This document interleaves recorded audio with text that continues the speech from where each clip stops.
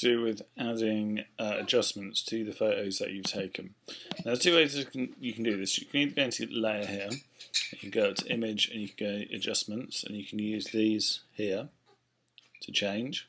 Or the other way you can do it is you can go down to here and you can add an adjustment layer. Now, what I suggest you do is I suggest that you use adjustment layers down here. The reason for this is that when you add an adjustment layer, what it does is it adds, let's just go black and white for example. Okay. It adds a layer on top of here, on top of your photo.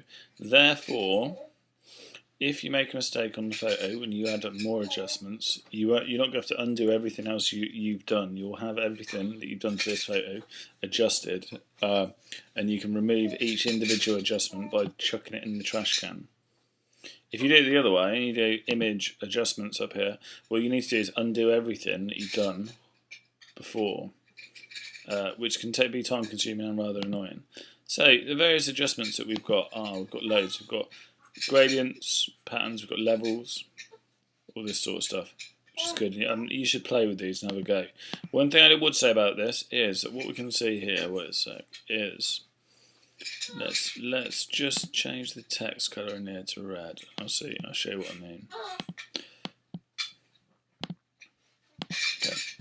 If I had an adjustment layer on here, I want to make this black and white. You need to make sure that you add the adjustment layer above the layer that you want to edit. If I move the adjustment layer to above Mr. Sibley, look what happens. It changes the text layer and that layer there. So make sure you attach it to that layer.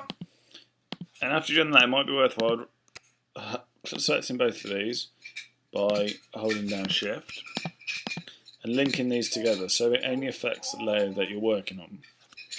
So let's just have a look at a few different adjustments that we've got. Obviously we've got black and white. In here, black and white. And you just click OK to turn an image black and white. Good for a lot of stuff that you might be doing. Okay. We've also got levels. Levels are really important. This is to do with our photos that we take tonight, and this is to do with the colour balance throughout the photos. Now, what I would suggest you do, guys, when you do this, is that photos, I suggest that you edit these. So, if I were you, I would put both, with all your photos, I'd put both of these down to 250, the output and the input level, and I'd move this up to around about 5. And you can type in it here and do it. Like that, for every single photo you do. Okay, so we've got a levels adjustment. We've also got hue and saturation, changing the colours, things, saturation. We've got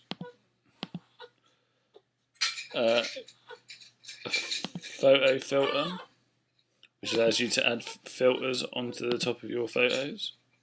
So here we've got deep blue, red, emerald, etc., etc. You can change the density to how much is put through. You've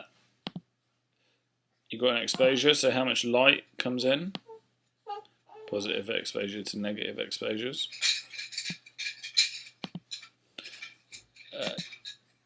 You've got an inverse, which flips everything round.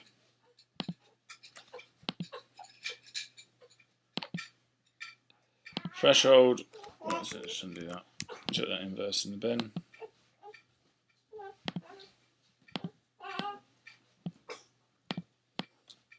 Don't worry about threshold.